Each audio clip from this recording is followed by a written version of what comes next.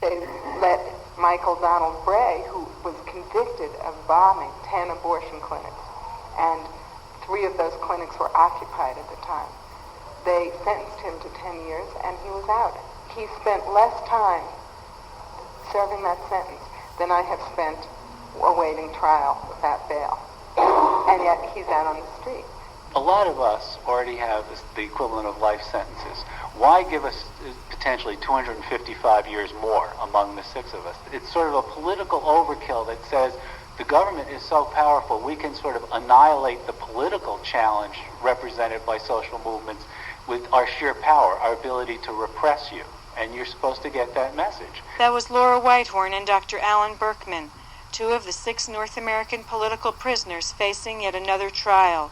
The 6, known as the Resistance Conspiracy Defendants, are charged with conspiracy to affect the foreign and domestic policies of the United States government through violent means. 5 of the 6 are already serving extraordinarily long sentences for convictions relating to their political activities. For example, Susan Rosenberg and Tim Blunk were sentenced to 58 years each for possession of explosives, 16 times the national average. Through interviews with the 6, Marilyn Buck, Laura Whitehorn, Susan Rosenberg, Linda Evans, Alan Berkman, and Tim Blunk, it becomes clear that the United States government wants to guarantee that these 6 anti-imperialists spend the rest of their lives in prison. The government is making examples of them to create fear among people in the progressive movement about the nature of protest. Marilyn Buck. The case is about wanting to take people who are members of our movement, the Central America movement, the movement that supports national liberation struggles of Puerto Rico, around the world, the Black liberation struggle, Native American struggles here at home, and to try to criminalize us, to create a situation where we are disowned by the movement, and to limit what is the nature of protest, what is acceptable in this country. Specifically, we're charged with conspiracy to alter and change the policies of the U.S. government, both foreign and domestic, through use of violent methods against government buildings and property. And besides the conspiracy, we're charged with four bombings. The bombing of the Capitol in 1983, and as well as the bombing of 2 Navy bases and 1 Army base, the U.S. War College.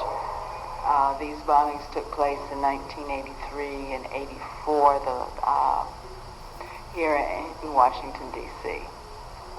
This indictment was brought 3 years after all of us were already in custody, and they had already tried each of us on other related charges that could be drummed up out of the pieces of the arrest. Laura Whitehorn. It's not just political because we are political, which is true. It's not just political because the charges are political, which they are. It's also a political decision by the Justice Department to bring it. And it comes directly out of the Reagan-Bush-Meese era. It comes in the context of greater and greater social control and political control and repression. They wanted to, quote, teach a lesson. That's what Jay Stevens, the prosecutor, said when he announced the indictment, that people cannot break the laws of this country, fight the government, and engage in what the government calls terrorism, and what people around the world and us and the movements in this country for social change call fighting for social change and human rights, that you can't get away with that. And the government wants to make sure that, especially the young people who are coming up now in the movements, but the movement fighting around AIDS, the movement fighting anti-racism, and particularly the movement fighting around Central America, does not get any ideas in its head that it can actually try to stop U.S. war crimes. The 6 defendants have all been political activists since the 60s. Their experience gives them a valuable historical perspective for the movement. As a participant in Students for a Democratic Society, SDS, Linda Evans was first arrested and beaten up by police in a demonstration against the Vietnam War. She was convicted on felony assault charges. In 1985, Evans was arrested as a convicted felon attempting to buy a weapon under a false name. For this, She is doing 35 years in prison, many times the national average. In fact, the federal government's sentencing guidelines are for no more than 24 months for this act. Linda Evans. I think the parallels between the struggle against the war in Vietnam and the fight against U.S. intervention in Central America are very striking. Like there's a real capability for that movement, for the Central America Solidarity Movement, to stop the United States from destroying the revolutionary governments and the revolutionary movements that exist in Central America. But I think there are lessons that need to be drawn and that can be drawn from the experience of the anti-war movement in the 60s to now. All types of tactics had to be employed by the anti-war movement in order to be a strong enough movement to force our government to withdraw. All of the different forms of struggle that we have employed as a movement are legitimate and are important, and that goes from lobbying and writing letters, which is all that some people will do, to protesting, sitting in, doing teach-ins, and of course some of the activities that I've been accused of are armed activities, are political bombings, are propaganda type activities against the war machine and against U.S. war crimes. Susan Rosenberg has been called the most dangerous woman in America by the government and the media. Since her arrest in 1984, she has been singled out for some of the most severe treatment any political prisoners in the United States have yet seen. Susan Rosenberg. More and more people in this society who struggle are getting defined as terrorists. And the CISPAS investigation that the FBI did in terms of the Central America Solidarity Movement and people who rose to defend Central America, they called that an anti-terrorist investigation.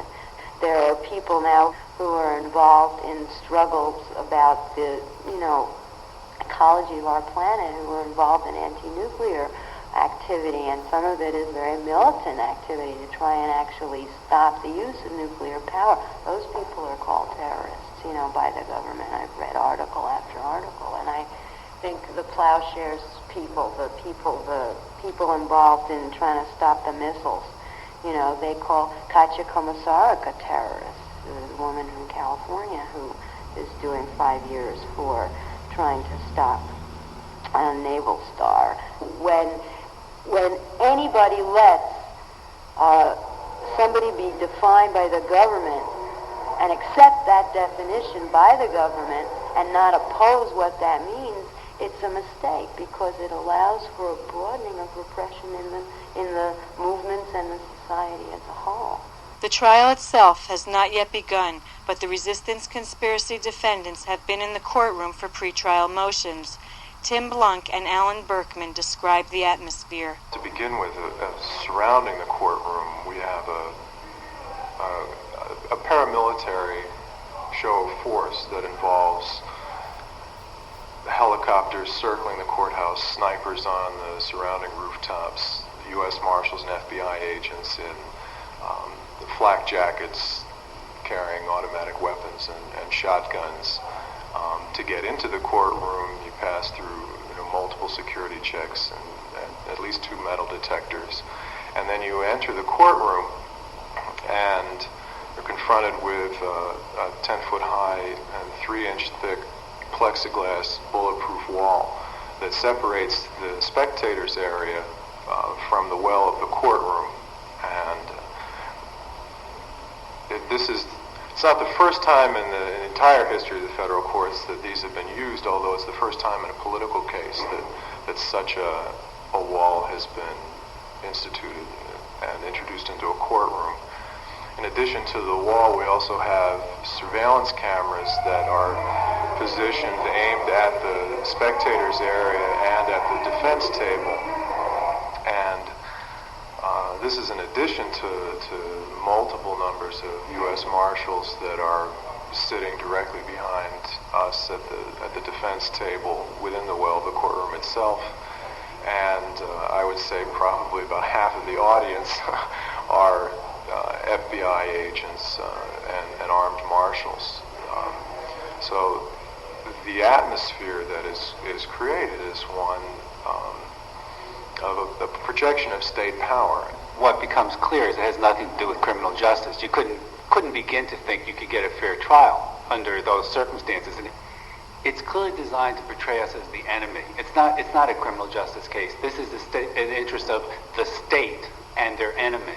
The whole use of the word terrorism in these kind of courtrooms is really designed to say political people like us are just sort of marginal elements, crazed individuals, rather than representing an actual social movement. Susan Rosenberg spent 18 months in the Lexington Control Unit with political prisoner Sylvia Beraldini and Puerto Rican prisoner of war Alejandrina Torres.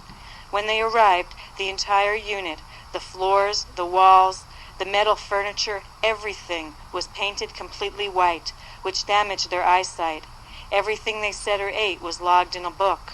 The women had no contact with other prisoners, and only immediate family was allowed to visit. While their treatment did not involve the obvious brutality of beatings and traditionally violent torture, conditions in Lexington had a devastating impact on the women's physical health. The American Civil Liberties Union and Amnesty International condemned Lexington as a psychological torture unit.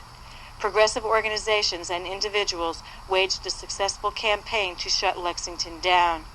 Rosenberg talked about the psychological effects of the control unit.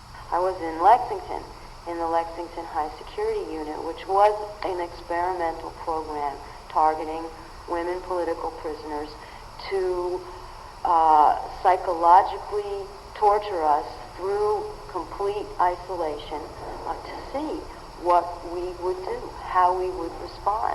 They wanted to see how people in the United States would respond to that, how the movement would respond to that, and how particular prisoners would respond to that. And they learned a lot from that. We spent 2 years in an underground basement with no social contact of any kind other than with prison, the prison administration and our attorneys, and then eventually immediate family. But it was very clear that as an experiment, there was, the point was to incapacitate us politically, was to cut us off. And they've justified that completely on the basis of us being, quote, terrorists. And it doesn't work.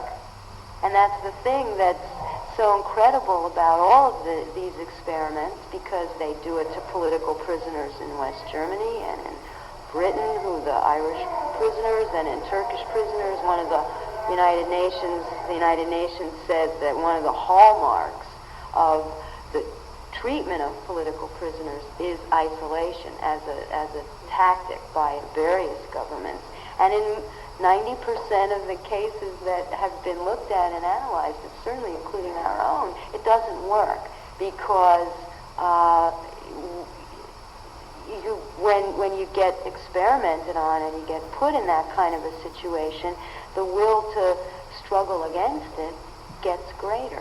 I can speak for every political prisoner in the United States that we all reject the characterization by the government that we are terrorists. And I think that, we are political. We are all deeply political, social, and human people who have been involved in our movement's political and resistance struggles for 15, 10, 20, years. The United States government has to deny the existence of a serious political opposition because they're adamant about putting on a face in the world that there is social peace in the United States. The 6 resistance conspiracy defendants are North Americans who have struggled actively in the movement against racism and in support of black liberation. Laura Whitehorn. All of us come from the anti-racist movement. And so what we're on trial for here is partly for fighting racism, not for talking about it, and which they let you do in this country to a certain point, but for fighting it for years, for being committed to changing it. And when you do that, you become challenging to the government. They want to put the lid on that. They want to squelch that. What's going on today in Bensonhurst and what's going on, I was just talking to one of the guardsmen who brought me up. He asked me, why aren't you out on bail? And I said, well, if I were one of the guys who had killed Yusuf Hawkins, I would be out on bail because they're out on bail. And he said, I guess the things that you're in here for are still going on, huh? And I said, yes, they very much are. And so if people are in the streets angry about racist murders, then they also have an interest in us being able to beat our case. It is the government's hope that through their attempts at criminalization of political prisoners, they will succeed in isolating the prisoners from the movements from which they emerged. In light of this, every political prisoner has talked about the importance of support, both through their trials and in prison. In our case, so far, where the most massive support for us has come from has been from the women's and the lesbian and gay press and communities.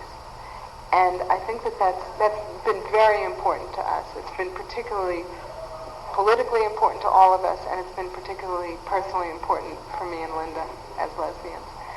And the reason that I think that that's true is a couple of things. One is that I think that the women's movement and the gay and lesbian movements have always sort of embraced their own. And more, I think that that's true. And I think that's a very important thing for a movement. I don't think you can ever be a serious movement if you don't protect your own people.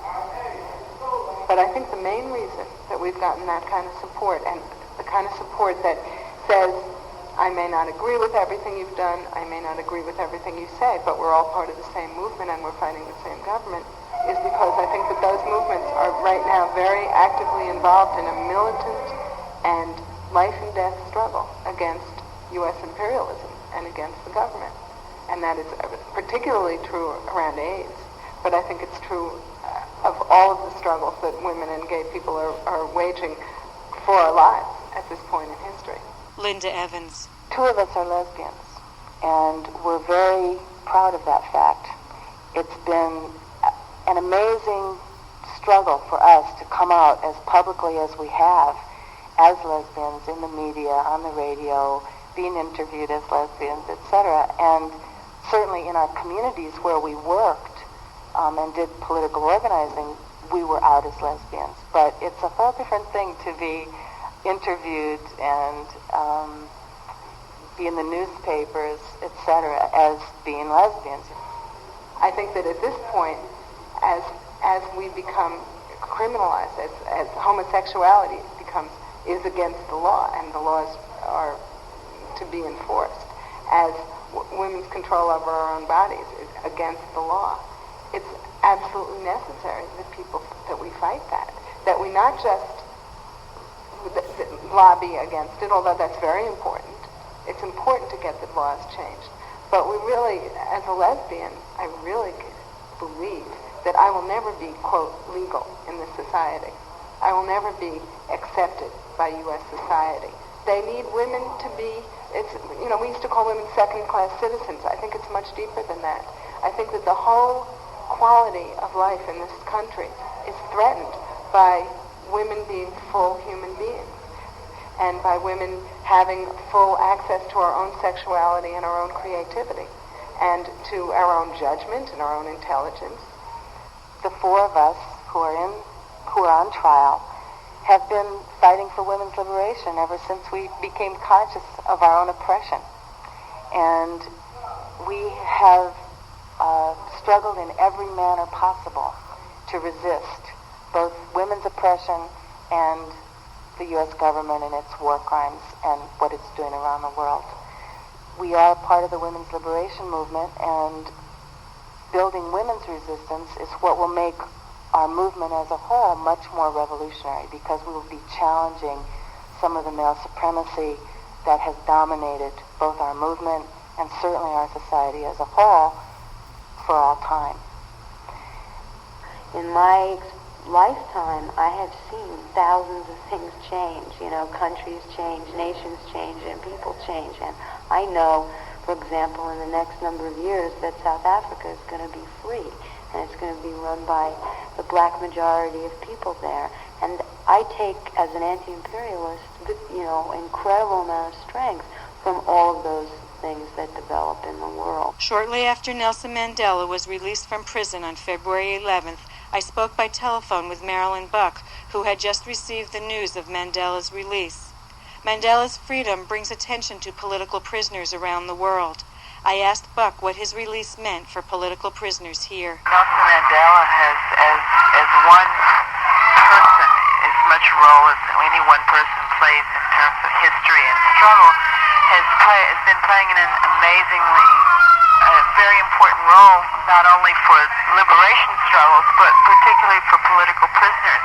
I think that his courage and his bravery and what his message is that political prisoner is not just defined by what you think, but it's defined by what kind of acts you take in the world. So I think for all of us as political prisoners, we live particularly now in a period where the United States and its cohorts all want to define that political prisoners, if they're going to even admit that there are some, are people who are only prisoners of conscience. And Nelson Mandela says, no, I'm not just a prisoner of conscience. I'm a political prisoner. I was convicted of sabotage. And that's an act against the state. And I think that voice, will resound around the world, because it is a struggle to look at, who are political prisoners around the world, and what is it that we're fighting for, and what are the terms of struggle? I think on a very personal level, I have felt that it is our task as political prisoners to continue to struggle. And to the degree that we can play a role in fighting for revolutionary change in this country, I think that's what we have to do, whether we're in prison or not. And the only other thing I would add is that the love and support from different people has really helped make a difference. The day that we walked into the basement at Lexington, I was with Alejandrina Torres, and we looked at each other and we said, this is hell, this is Stammheim, this is the White Sepulchre, we called it. But I would also say that never for 1 second did I think that we wouldn't win a major struggle that closed that unit.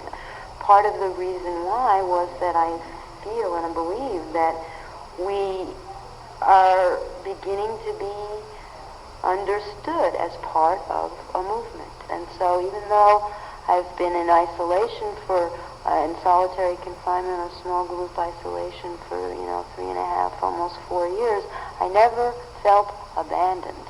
I never felt that I was totally alone. And I think that made a very important and crucial difference. And I have to thank everybody who did anything that they did around some of that stuff, because it really does make a difference. One of the goals of the government when they imprison political activists is to put such pressure on them that they will denounce their political ideals. Like most of the political prisoners and prisoners of war in this country, the Six have continued to involve themselves in the social movements as best they can from inside. Their desire to beat this case is motivated by a desire to once again be full participants in political movements on the outside.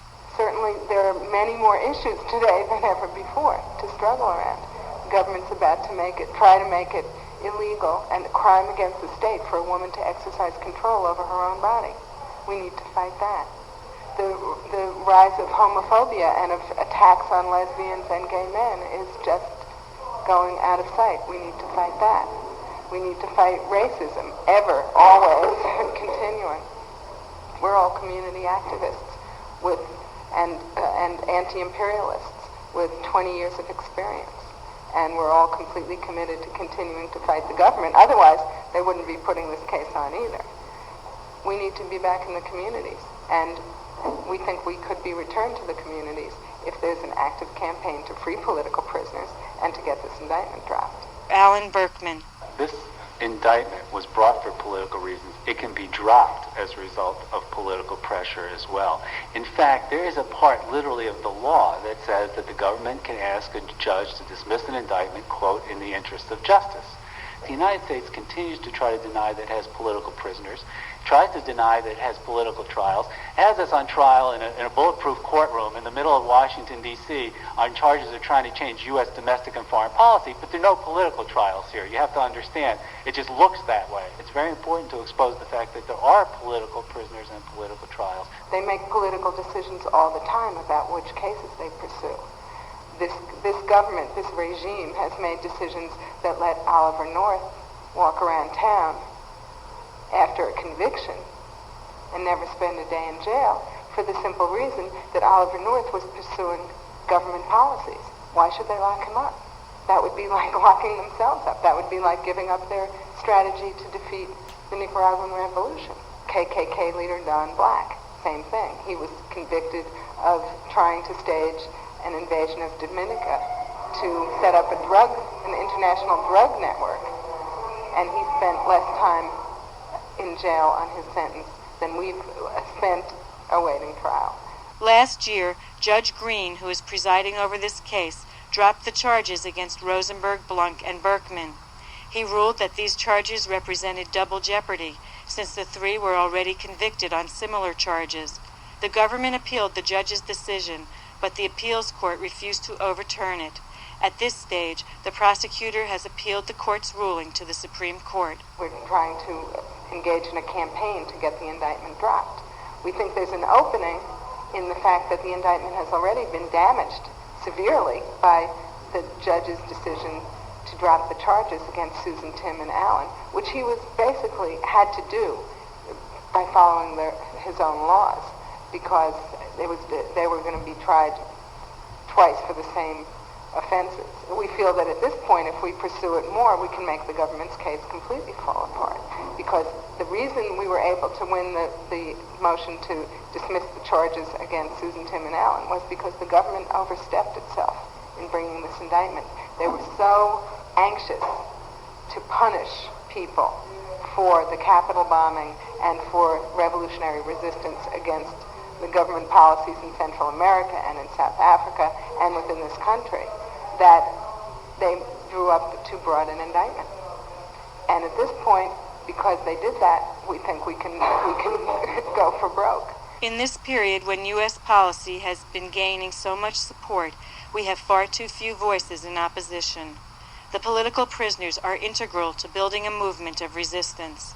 We need to tear down the walls of silence and build a wall of resistance. It's very important that it be exposed that there are political prisoners in this country, that the United States, that waltzes around the world criticizing everyone else for human rights violations, holds at least 150 political prisoners and prisoners of war from all the different social movements, the New African Black movement, the Puerto Rican independence movement, the Native American movement, the Mexicano movement, and the North American anti-imperialist movement. There are people who have taken action against nuclear war and militarization in the prisons of the United States, and that has to be exposed, because unless it's exposed, there's no room for struggle to go beyond a certain point in this country. Because if this is such a great place, if there are no political contradictions, if there are no problems in the society that motivate people to fight and to struggle and to come up against the government, which is why people end up in jail as political prisoners, then what are we fighting for? We're just fighting to change this little thing or that little thing. And ultimately, everything will not change. This program was produced at WRFG Atlanta by Judy Gerber. For more information on the resistance conspiracy defendants, contact the Emergency Committee for Political Prisoners' Rights, Post Office Box 28191, Washington, D.C. 20038. That's the Emergency Committee for Political Prisoners' Rights, Post Office Box 28191, Washington, D.C. 20038.